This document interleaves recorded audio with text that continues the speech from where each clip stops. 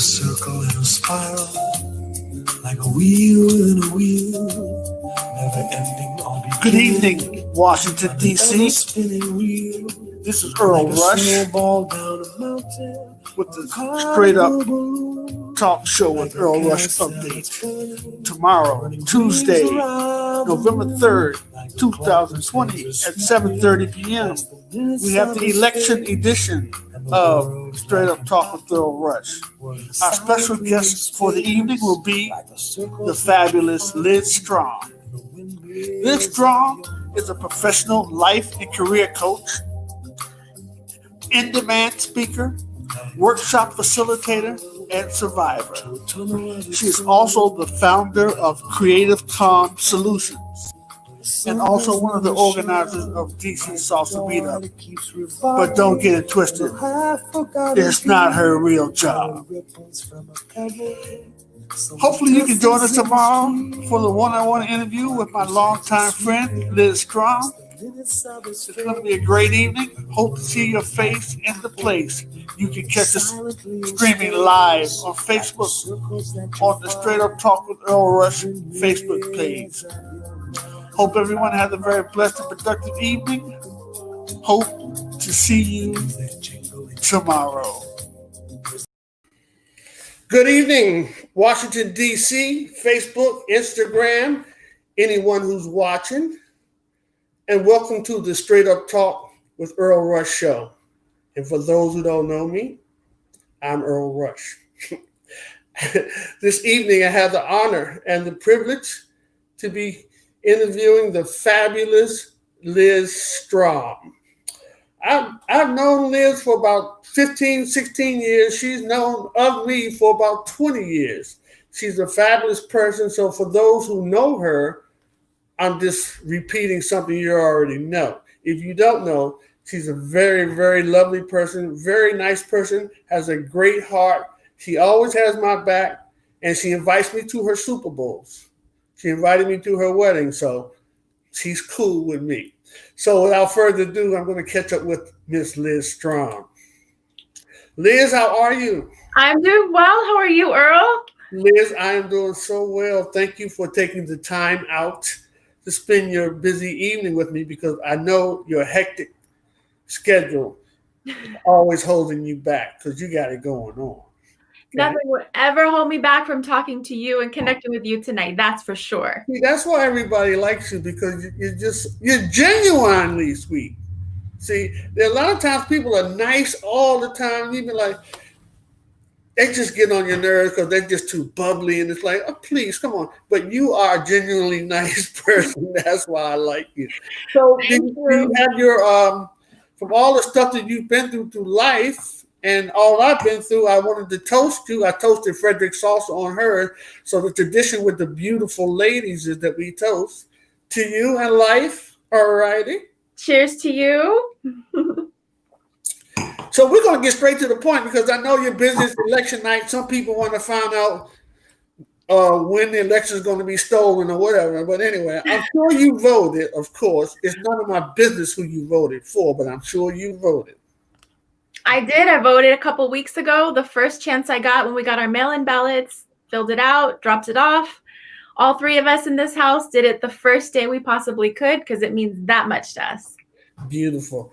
That's beautiful. So we're going to get straight to things. Let's get to it. What is your heritage? My heritage. My mother's Vietnamese, have a very big Vietnamese family. My father is American, and that's blended Norwegian, Swedish.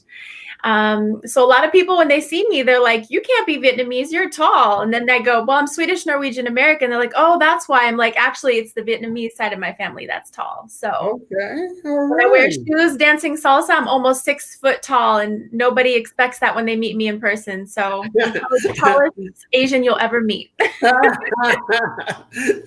So where did you grow up? Take us from 5 years old. I want to start at 5, because most people cannot remember past 5 years. So yeah, where were you residing when you were 5 years old? Well, I was actually born and raised in the DC area, not in DC, but in Virginia, Northern Virginia. So I grew up knowing what we had here and what we didn't have here, what it was like all these years, all 41 years of my life. I'm proud of that. And to see how much this area has grown, what we have now, what we don't. I remember my backyard was just hills and mud and houses, and that's all there was. And we had like one mall within a 20-mile radius. And now it's just everything's popping, which is great. I don't think I could live really on the countryside. I was also really highly protected because I was not well as a child either. I've had type 1 diabetes since the age of about 7. And that was just a mess and a half growing up. I mean, I didn't know very much else, but my parents are very protective of me because of that. And fast forward to now, still going through things, but making the best of whatever I can, because I know what it's like not to feel good. I know what it's like to feel alone when you go through things. And that's when I taught myself, like, I got to really connect with other people because connection is powerful. I love people. I'm full on extrovert with some introvert tendencies. And I also did it when I found salsa. Actually, it's one of the things too, is I was like, I really need to get out there and do something fun, exercise. It didn't feel like exercise. I love music. So there's so many things that, you grow up in this area, learning and unlearning and getting into. Fast forward to now meeting you. I'm really happy I did. And you just bring everything together. But I think it was lonely as a child in this area in Northern Virginia because it wasn't a lot of multicultural anything's happening. There was nothing going on around here. I was always sick, if you will. Like I had diabetes, sometimes waking up in the middle of the night with like seizures, convulsions, things that I didn't know was happening to my own body, but making the best of it because I didn't know anything else. To meeting some amazing people as I got to be an adult, and really making really good, strong friendships with you, Kathy Freeman, Will Sanchez, Emily Sanchez, all these wonderful people in my life, mostly because of the salsa scene. Right. And then fast forward after that is when I started having kidney issues and thinking it was going to be the end of the world at that time. And that was a good 7 years ago. And everything is great now, given what I've been through. And I had such a supportive community to be there for me. So I feel like I keep bringing salsa and salsa community back into this because I went through so much, and the whole time salsa and the salsa community was there for me. Wow. So I really hold that close to my heart. But so you really are a survivor, double pancreatic and kidney donor. Yeah. Yep. 7 years ago, I had a kidney and pancreas transplant. So 2 organs, 1 transplant. Wow. A fun fact, though, a lot of people think that when you get transplants that they take organs out, but they just kind of insert more. For me, they did at least. So I have 3 kidneys, 2 pancreases. So I got more than most people have. I have to give it to myself like that. Right. And it's a treatment, and things are going really, really well. And I'm just so grateful every single day. Since I got the pancreas transplant, I no longer have type 1 diabetes. My kidneys are doing great. That is good. Yeah, I can eat whatever I want to. Of course, I still eat pretty healthily, but I'm living a really good life now because of the organs that were given to me and the support that I had from friends and from family and the salsa community at large. I mean, that's what I had. That's what kept me going, is the joy that music, dance, and the community fed me. To hear today, and still going through things, but we all go through things in life. We find what brings us joy, and we hold on to those really tight. There you go. That's beautiful. That's very well said, Liz. Thank you. So I think when you were sick a lot when you were younger, but one of the things you used to like to do was climb trees. What was that about? Well, when I was young, the first house that I can remember, we had a big backyard and there was trees, like a tree fort in the middle. And my parents are pretty strict. So I used to go hide by climbing the tree and hiding in the trees. Okay. I was always like a gypsy child. I mean, my family is very strict, and they are more introverted. They don't go out and dance. They don't speak a lot of other languages besides Vietnamese and English, these sort of things, where I was the opposite. Loved different types of music. I loved dance. I loved pretending like I could speak in other languages, to learning new ones. So that was my hideout, climbing trees, playing with swings, hiding in bushes until I had to come in at night. But you weren't like a tomboy, though. You just happened to be a lady that liked to climb trees. Okay. That's how I hid. I climbed trees to hide. I see nothing tomboyish about you. Never. I could never fathom you being any kind of tomboy. You're so feminine and beautiful.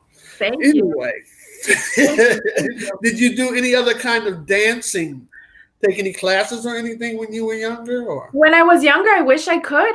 My parents let me play piano as a kid, but there wasn't really much out where we were. I lived back then when Fairfax and Centerville kind of intersect, and there was nothing out there. I mean, we looked forward to walking to a 7-Eleven. That's how bad it was. wow. No, there was no diversity. There wasn't anything. We were the diverse family in the neighborhood, and that was it until fast forward years later. So I always pretended like I could speak Spanish, and I tried to learn it from like Girl Scout books that I used to get from the Lost and Found and things like this. And then when I got old enough and the diversity started really making its way into where I was living, I did whatever I could to get into DC and learn. So I found Ceci Villalobos 20 years ago, started taking classes with her, and I was addicted immediately. And then back in the day, I just had to say, I was so afraid to drive on 66 from Virginia into DC, but salsa made me do it because I wanted to go out to Yucca so bad to go dancing. Which I'm sure you remember. It was Ooh La La, Relish, Yucca. That was the happening spot. And that took me out of my comfort zone in a car on the highway at 21 years old just to get downtown and make sure I could make salsa out. And I would dress up for it, and that's what I would look forward to. But that's where I started with Ceci Villalobos 20 years ago, to finding my way into the middle of the city where I'd start meeting other instructors and kind of branched out to see how they taught and just stuck with it. Okay. To college years. I mean. So what made you, why salsa? It had to be a reason. Was it because of a gentleman? Was it because of a guy you got into salsa? Or why salsa of all the genres? You know what? I don't know.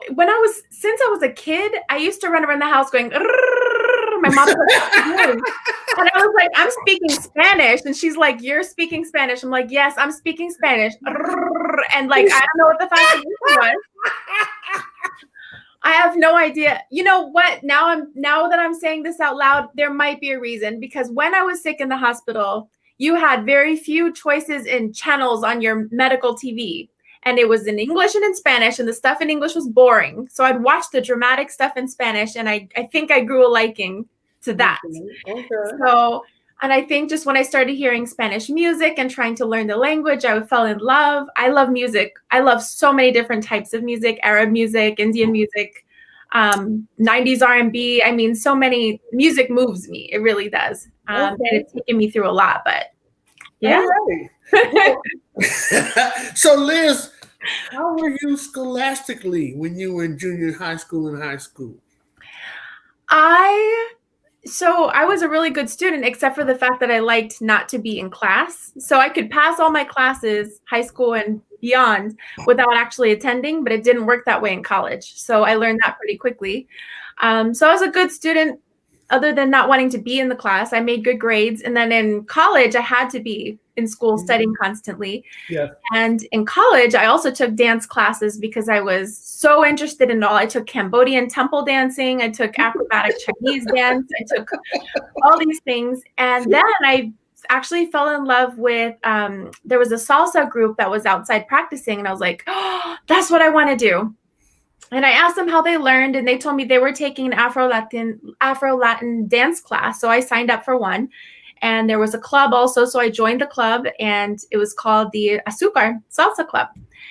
And at the time, Cesar Vence was the president, and he's like, you know what? We need a PR person. Do you want to do PR? And I was like, absolutely, anything I can do. And so that's when I jumped in as their PR person, and we just had fun every couple times a week to every day doing these different things. And I was like, hey, you guys should really bring in some other instructors to teach here. Like during these workshops, it'd be a good idea versus us trying to teach everyone. And that's when we were like, Earl Rush and Lee. Actually, Lee taught also a couple times, but he wasn't like a resident teacher. You were our resident teacher. You were there every single week, maybe twice a week, if my memory serves me correctly, with your I remember your Afro wig on. Showing them how to take it downtown. So, Liz, what made you pick me? That's what I wanted to know. Because you're fun. Because you're engaging. And I really wanted something for the students because they were coming after class. They were stressed out studying. And I wanted them to see that it wasn't something they had to feel uptight with. Like ballroom dance is a little bit, there's a form that you have to take with your body, whereas salsa is not like that. And you didn't teach like that. You were fun. I remember very clearly seeing you out at different clubs. And at the same time, I wanted to take the students out to the clubs, but they weren't old enough. I was.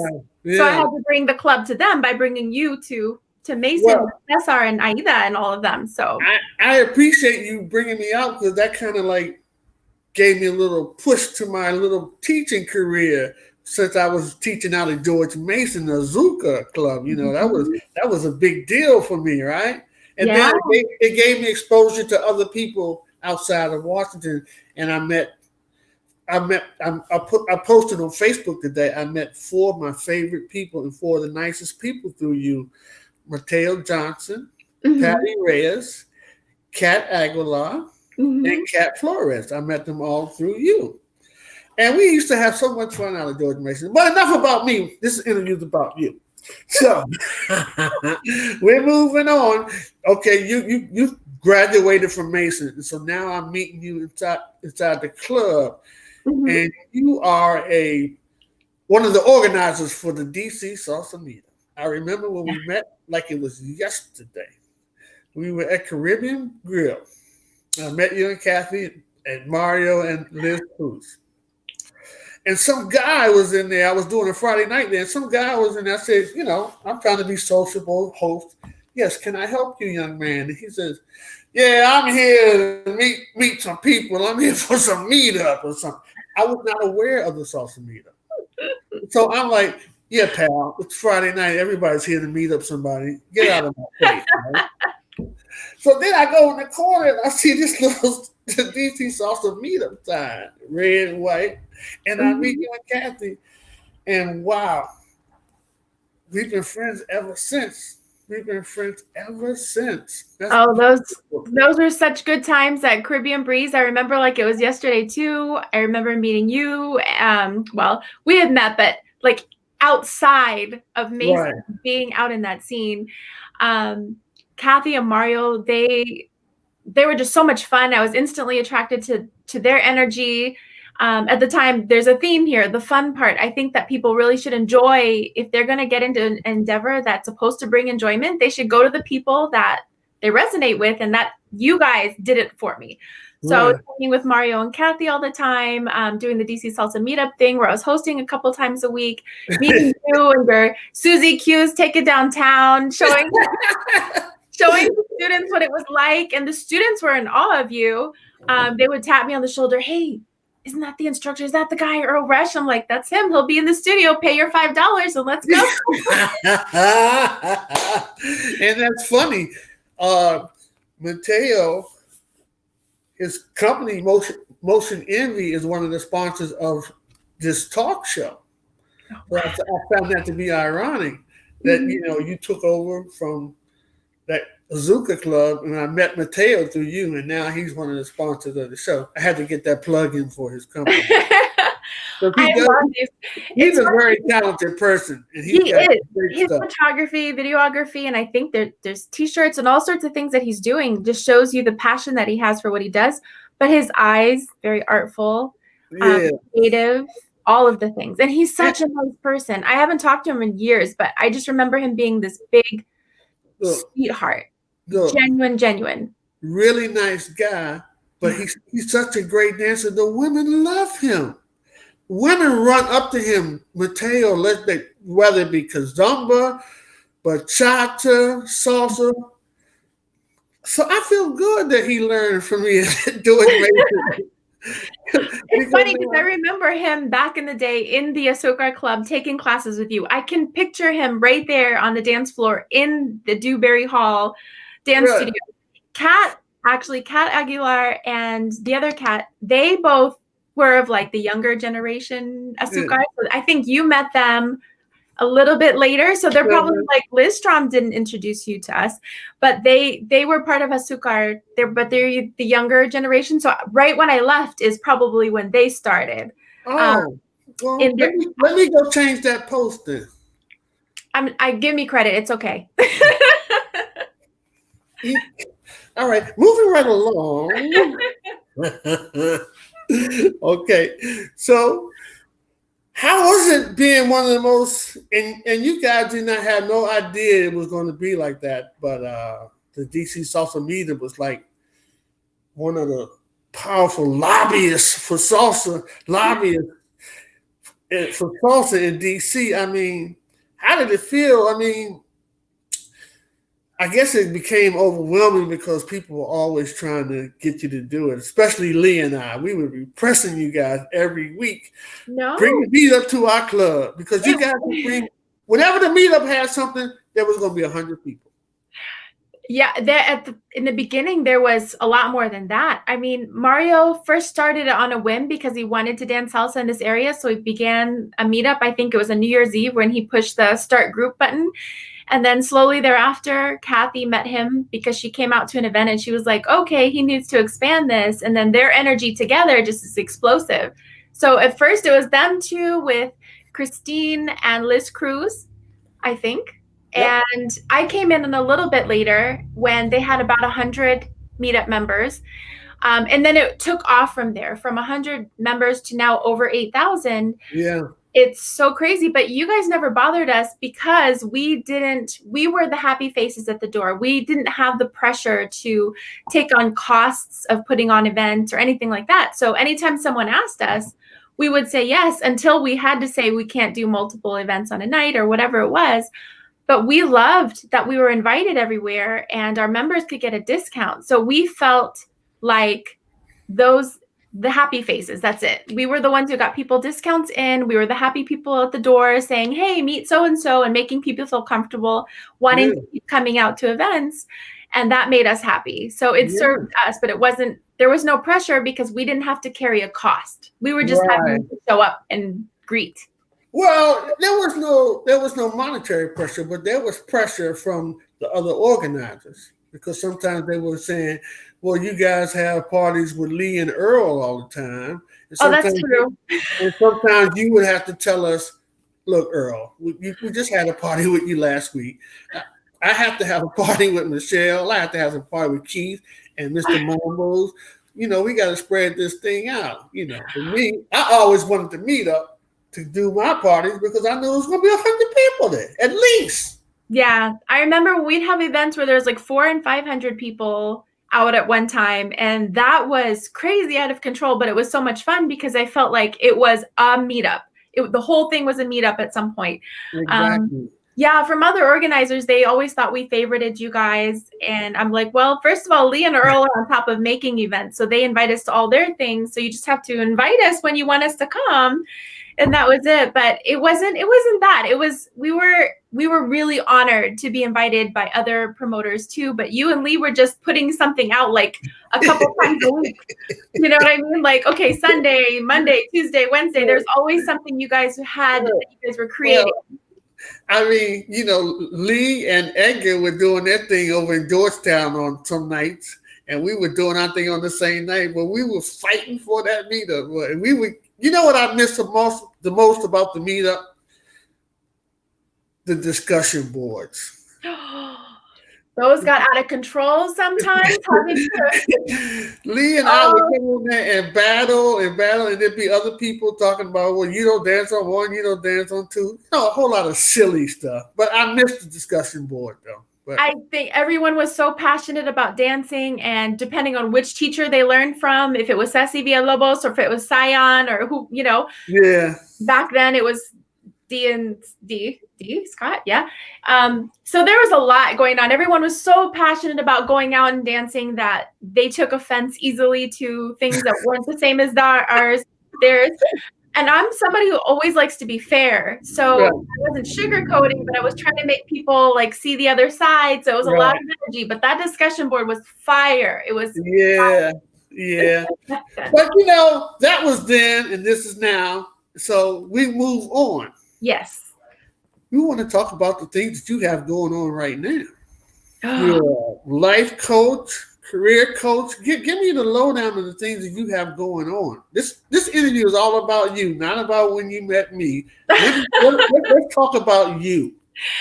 Well, so back when we were talking about kidney and pancreas transplants, when I was laying on the OR table before the actual surgery, I told myself, like, you know, you always said it, you wanted to do something more for other people. Now, when you wake up, not if, but when you wake up, what are you going to do with this energy? What are you going to do? And at the time, I didn't know exactly, but I just knew I wanted to help people. So fast forward to, I made it through the surgery. Things went really well and commanded my spirit to be here. Here it is.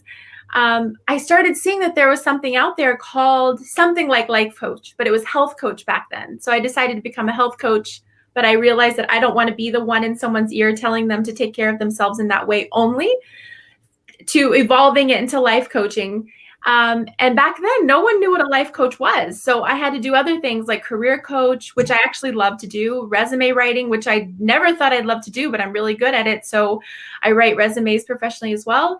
I love people. So I wanted to connect, just not with, only with paper, writing resumes, but meeting people in person. So I started speaking at events about what I've been through and how other people can make it through. But not just speaking, actually having them interact with one another and come up with their own answers. So I did things like the Goddess Workshop and Build a Business 101, so people could interact with one another, get to know with one another, brainstorm with one another, collaborate. Again, connection is powerful. So I just built all these things around people connecting with one another because I couldn't quite be on the dance floor. I had to do other things. Yeah. And so it just kept creating and creating and creating. And then I started getting inquiries from different people who own their own businesses saying, I saw what you did with this group. Would you like to do that here too? So I started getting hired by companies to come in and speak.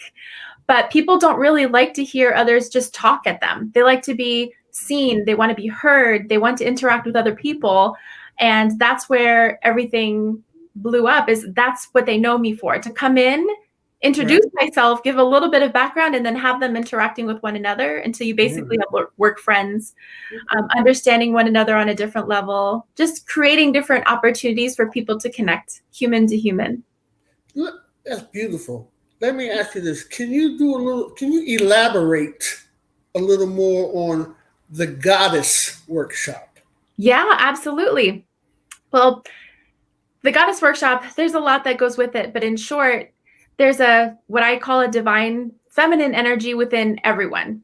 And I think that a lot of people don't know what to do with that energy inside of them. So I will hold workshops for people to come together, not just females, but people think it's just females, but anybody could come, and to kind of be with one another and learn what to do with that feminine energy that they have inside in a masculine world, or vice versa. Sometimes they need the opposite.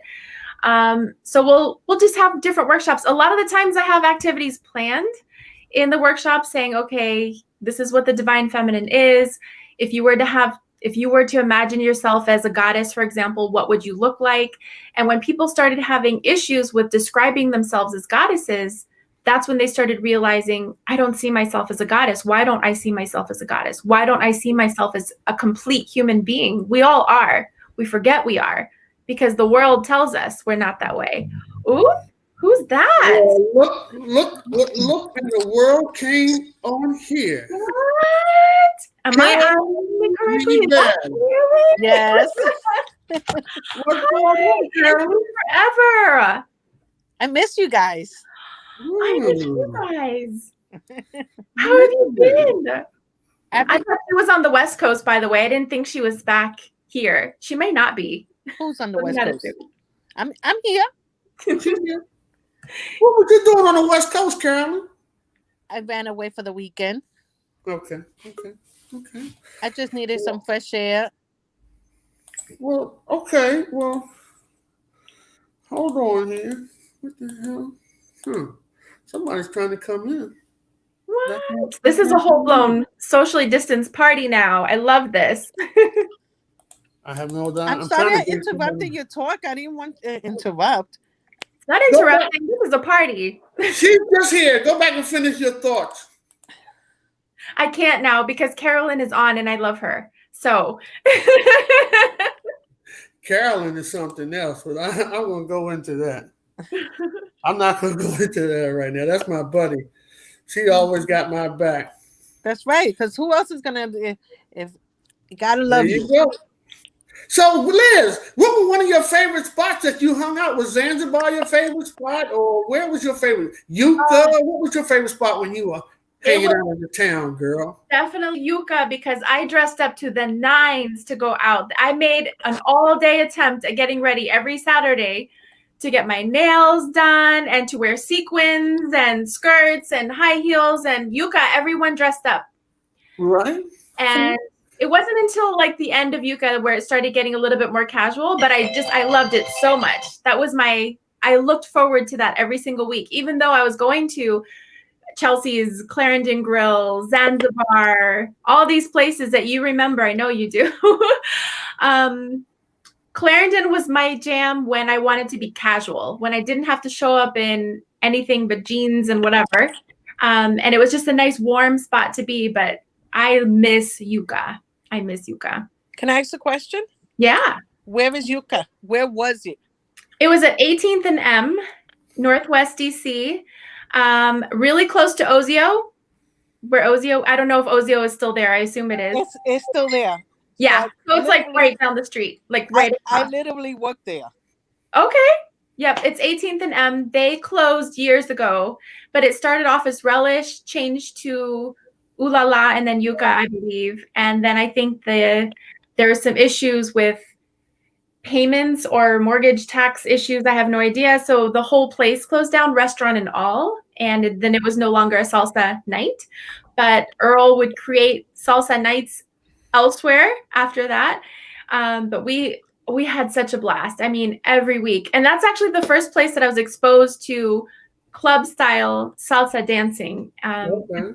Yeah, a family that I used to be involved with. We went out and I was just sitting there with wide eyes and trying to learn on the dance floor without having any instruction was really hard. So then I started taking lessons and learned, and then started feeling great about myself and getting on the dance floor and trusting in myself to dance, and just loved it. Fell in love. Carolyn, contact Kathy and tell her to come back in. I see her. She tried to come back in, but I can't see her. Okay, hold on. Yeah. Okay. So, how did you meet your husband? So I met Rolo in San Francisco, actually. And I flew over for my friend Leisha's birthday on a whim. We went to surprise her. And the night of her actual birthday, when we were celebrating, he happened to be there. And he introduced himself to me, and I wrote him off.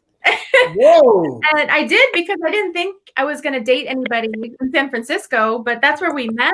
And he turned out to be an amazing person that just proved himself to me again and again without trying to prove himself. He just always was an amazing person, and it took off from there. But I gotta mention, because when I first met him, he wasn't my type, if you will. I didn't know what my type was. I thought I did. Okay. Until one night I was laying in bed and my own voice, as loud as can be, was over me going, just because it's not the way you pictured it to be doesn't mean it's not going to be the best thing that ever happened to you. And I was like, oh my God, what was that? And as soon as I started trusting in that, everything opened up. My walls came down. I let Rolo for who he is in my life, and everything has been amazing. Oh, yeah, he's a really nice guy too. He is. He is like the most selfless person, non-egotistical. He seeks to learn and understand versus, fight or just talk to talk. He's just there. And he's somebody that doesn't care about, anything extra. He just really wants to be right there where he is, and no ego. Right. The first time Carolyn and Rolo met, though, was even more hilarious.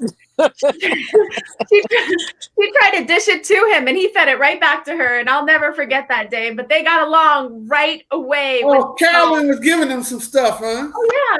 She said something because he was trying to pass her, and she's like, "What? Do you have to ask permission to walk by me?" Or she said something, and he looked at her, and he's like, "Are you waiting for that chip to fly off your mouth to hit me in the face?" And then they were just laughing, and then They were just dishing it to one another. You But know me. I'm gonna give Carolyn was everybody just being a New Yorker. Yes. both of them were in that moment, believe it or not, which is why they get along, because they were like, "Oh, New York, what's up?" Okay. So Carolyn usually be trying to bully people, but he wasn't going for that. All A right. New Yorker knows how to deal with a New Yorker really, like. Well, I gotta protect my girl, so I needed to make sure if he can handle it. Okay, Carolyn, did you get in touch with Kathy? Yeah, she's listening. She's just not. She's on mute. She's not talking. But she's on mute. Okay, well, but she is listening. She just tell her to put her video on. Anyway, Liz. So, how's your daughter doing? She's First of all, let me apologize because I don't normally get into people's private lives. I usually go drama free. I usually don't ask people about their personal life. But I know that you and your husband are cool. You love them, so it was no problem. And I met your daughter, so that's fine. How is your daughter doing? My daughter is doing well. I'm an open book, though, so feel free to ask away. If I can't answer, I'll just say I couldn't, but she's doing great. Most people don't know that my daughter is 20 years old. Okay. So when they see us together, we don't even look like one another. So people are just like, "Oh, who's that?" And I tell them that's my daughter. They don't believe me. I started dancing just about less than a year after she was born. Okay. It's one of those things where salsa drew me in, and so I became active. But she's doing great. She's going to community college. She loves animals. She has pink hair. So funny. So did you meet Carolyn through the meetup situation, or you met her before the meetup? I met her through the meetup, but it was because she was tighter with Cathay and Mario that we were like at events together. Right. And because we were at events together, that's when I got to know her, and I recognized that she was like a super. Look, your Pookie's here. No. I haven't seen you in years.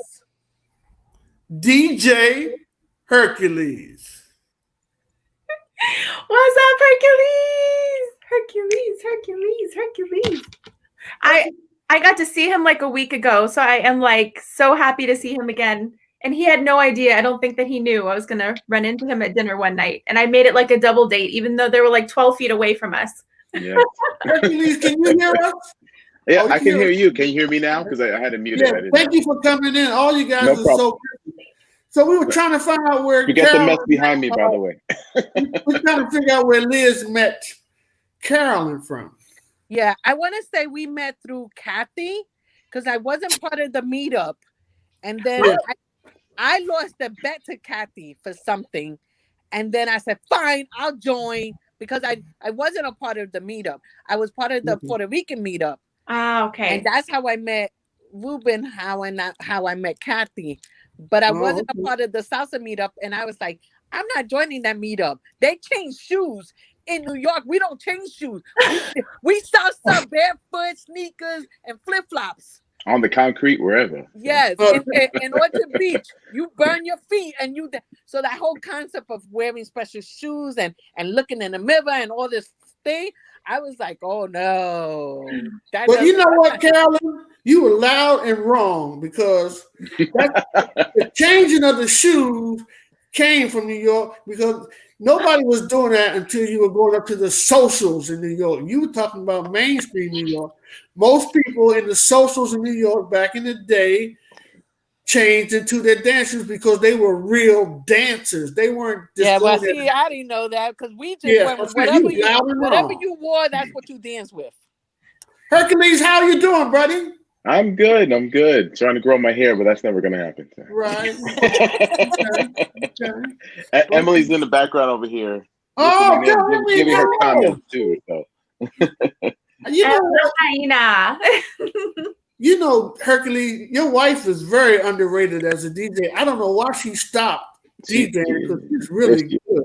Hi, Emily. Emily, why did you stop DJing, Emily? Why did you stop DJing?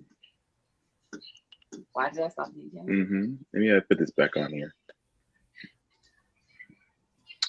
Hold on one second. I'm switching here too because I had it on the There you go. You should be So, here. Liz, we got a party over here going on for you, Liz. I know. I'm so excited to see all these love bugs here. I love them all so super much. Actually, I remember when I first met Will too. In the, we were doing a DC Salsa meetup at Cabanas in DC. Right. He was there early, and I was there early before anybody came. And so I just walked up and introduced myself. And he's like, hey, I remember because he stood up from eating his dinner to like shake my hand. He was so kind. And I was like, okay, we're going to be friends. Yeah. So I remember that first night ever. He's always been a gentleman. Yeah. Thank you. That's good. Well, it's good to get these people coming on to see you. And all right. So you're doing the life coach thing now, and you do some of the things at DCBX as well. What's going on with that? You're running some events there. Well, what I do is the Xccelerate pillar of DCBX, and that is trying to help entrepreneurs find the fun and find the pivot and grow their businesses, but in a fun way. Very non-standard. We do some of the standard stuff too, but I'm just trying to show them what it's like to build on a dream. To build on a dream isn't all Excel spreadsheets and Word documents. Some of that is necessary. So I try to make it as fun as I can with what I have every year. It's hard too because at DCBX, everyone just wants to dance. They want to go to the dance parties, the patio parties. Then I'm like, hey, come learn how to open a business and make money. They're like, yeah, I'll be back after I go get my drink on. I'm like, right. You know how people are. You know how people are. They're silly like that. I don't blame them. I don't blame them because they're there for fun. So, and there is a separate group that comes for Xccelerate. It's a different group for sure. We have fun, but that's what I do with DCBX. Okay. Yeah. All right. That sounds awesome. I wish Pookie would come on the phone. She's so crazy. And we all have met so many people from Cathay Freeman. It's crazy. Yeah, she's texting me. She can listen. Oh, I know she can listen. I want to see her smiling face. I think she pretty much lives on Zoom meetings during the day. Okay. That when she's in nighttime, she just wants to listen and, you know. Okay, I got you. And she could be having a bad hair day. Yeah. She's letting her down. That's it. But Willie, she is listening. Kathy is listening. Okay. All right. So Liz, what are your future plans? Are you planning any events? Are you going to be doing some events with Hercules? You know, he's got his event company now. You know what's funny about that, or I should say, to add to the what kind of people Emily and Will are, when I do have my own events, they're right there offering help every step of the way, always, whether it's sound system. Like at my wedding, they gifted me the love of being there, DJing and beyond. Wow. Even when there was a smackdown at my wedding at the end of the reception, Emily was right there by my side to ask me what I wanted as the bride. Wow. And she didn't have to, but she did. She was right there, and she's running back between me and Will, and just this. They are such an amazing couple. And Carolyn was there. She remembers she was at my wedding, as were you. And you were dancing like crazy. I was acting silly as always. No, it was like a big reunion. It was great to have everyone dancing and having fun. That's what I had hoped for. But as people, Will and Emily have always been just so amazing. As Carolyn, super loyal, super fun. And no matter what endeavor I take on and I decide to go with, they are right there every step of the way. My goddess workshop, Carolyn had plans during that time slot, but she came as soon as she could. And she was right there. You didn't have her working the door, did you? No. She could have been if she had no plans today, but she was busy. But she did come right away. I remember. Double booked. No, don't do that because you might lose some customers messing around. No, she'd be making money because that's what it's a business. That's the point. People don't be respecting that this is a business and people need to make money. And everybody wants to be friends with everybody. I know, Carolyn, but sometimes you can get real New York on people, and they need to be like, "Your girl at the door is crazy." The point is, if it's a business, you want to let your friends make money. But I'll be honest with you, the Goddess Workshop is done solely out of charity for charity purposes only. So if anybody were to show up at the door and they couldn't pay, they wouldn't have to. No, Carolyn would not let them in if they don't have no kind of receipt. Okay. No, she makes her own rules. It's her business, whatever she says. But the problem with Earl is he knows he got to pay the DJs, and his VIP list can't be bigger than the DJ's pay list. You don't have to tell me that. I already know that. I'm like, can we pay the door? Can we pay the DJ first, and then we talk about it? I'm just saying, if these people are your friends, they want you to achieve. That's what is theirs. It's a business, you know.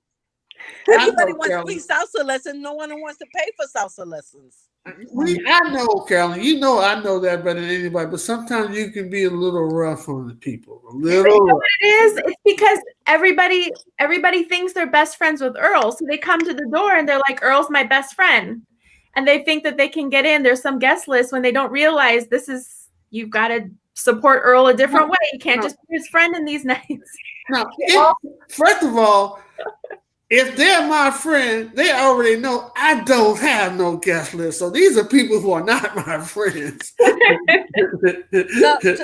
tell you, because we just spoke about this recently, I was working Zanzibar at the door, but it wasn't for Earl, but it was a salsa event, and I became a regular working the door at Zanzibar. Somebody came up to me and says, "Oh, I'm friends with Kathy Freeman," and invited me to let them in. And I said, "Well, good to know, but can I get $20 at the door?" Yeah. And she was like, "I see you on Facebook, but I don't know you." And that became the thing. Everybody thought they knew me because they saw me in pictures with Kathy. And I would tell people, if you're not my friend, I don't know you. You can see all my pictures. I don't know you. Kathy has gotten a lot of people in trouble with people trying to drop her name at the door. Yeah. I mean, like, I know Kathy too. I know her real well. You ain't getting in here free because you want a Kathy friend. Kathy got 1,000 friends. Yeah. We just talked about this story. That's why I was like, yeah, no. And everybody says, "Oh, I'm Earl's friend." I'm like, "Well, then if you're Earl's friend, you pay him." And then if it's true that you get it back, then Earl will reimburse you at the end of the night. Exactly. That's what I tell them. But even to Kelvin, right? I did the same thing. I didn't know who he is. I was like, he was like, "I'm his partner." I was like, I didn't think Earl was gay. I was like, okay, but you gotta give me the money at the door. I was like, I didn't know what he meant by partner. I was like, I didn't know you. First of all, but that's what he said when I first met him. He goes, "I understand it. That's the new school terminology when people say." I was like, "I'm his partner," and I looked at him. I was like, "Okay." I wasn't judging. He meant business partner. He didn't say that. He said, "I'm Earl's partner," and I was like, "Okay, I'm not judging. I'm from New York. I'm cool with it." But we're from a different generation, and even if he was my partner, there's nothing wrong with that. Exactly. So I said, "Yeah, you still got to give me $10," and then Earl will give it back. Partner. And that was in Bethesda at Chevy Chase. Remember we're from old school. When you say partner, they know that means business. It's only within the last 20 years when you say partner, that means that you're somebody's partner. That's some crazy terminology. I wasn't judging you. I was like, "Okay, cool. Give me $10." So Liz, what are some of your future plans that you have coming up? Do you have anything in store or in planning that you can tell us about, or everything's secretive right now? Nothing is secretive. I'm so wide open. I stopped doing in-person things, period, because I'm on like 3 different immunosuppressants, and I'm not trying to get anybody. No super, what are they called? The super growers or whatever, nothing like that. So no in-person things. I work with a lot of companies now to bring like discounts and freebies to other people to enjoy this time in their life right now, which is something completely different that I've never done before. But I realized that when people feel seen and heard, even if they're given an object, like some sort of freebie, that they feel like they're seen and heard. So I work with companies right now, just sending free stuff to people. And so that's just what I'm doing right now until things get better. I am working with the International Association of Women to do different events online, and I'm coaching a whole bunch of different topics there. I still have my regular clients that I talk to every single week or every other week, depending on their schedules. I'm still writing resumes and helping people with that and career coaching them through this crazy time. And yeah, so I think we lost Earl. Did we lose Earl? I think we took over the meeting.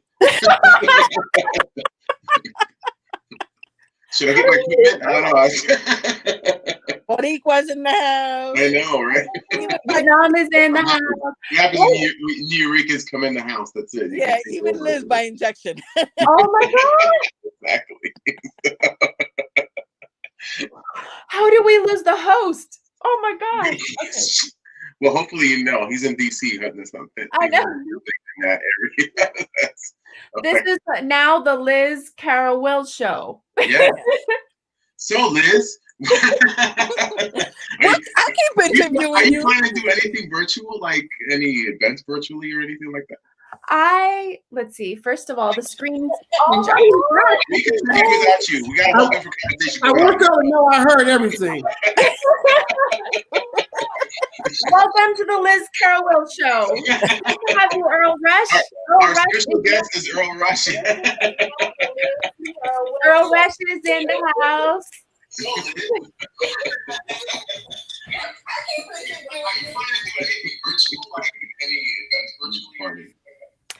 But anyway, Liz, are you doing any virtual events? Wait, is you listening to the replay?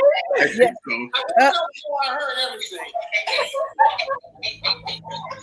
You're getting feedback there, Earl. Yeah. I know we're hearing. We listen to everything you're listening to right now.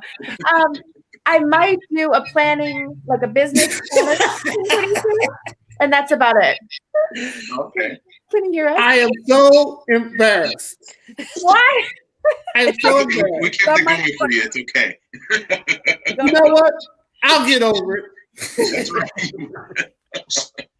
I heard everything that you had planned going on in the future. Well, there's a lot happening right now, and I think whenever I find what people really need from me, I will put something online. Right now, other organizations are putting it together on my behalf that have the will, the power, the manpower, the technology power to put these events on, like the International Association of Women that I'm working with. But I think pretty soon I'm gonna have to start working with my small business friends and having like monthly check-ins to learn how to plan for upcoming things and finding their pivot and keeping up with their steam, if you will, because a lot of people are feeling like they're running out of steam. They're running out of ideas. They don't know what people want. They're not getting the business. So I'm going to help plan with that eventually. But right now I'm just trying to feel things out and see where I'm most needed so that it could be really effective.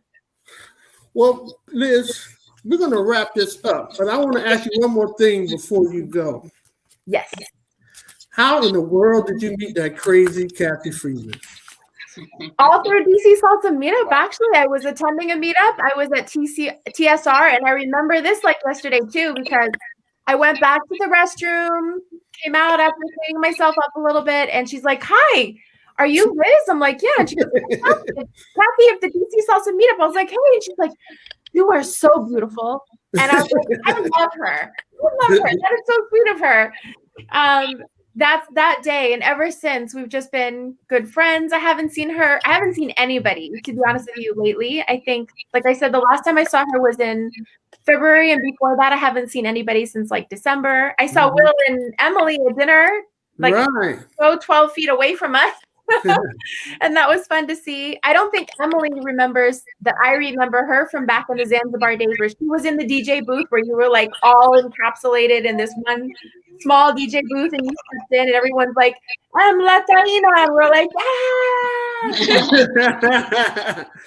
And she used to dance to different routines because she was dancing with a dance group back in the day. So like all of us here, there's so much history with that. And yeah, it is. It so is. much fun. Well, guys, I want to thank you so much for coming on the show. Emily and Hercules, I know you're busy. Carolyn, I know you're busy. Liz, I know you're busy as well. We had a great time.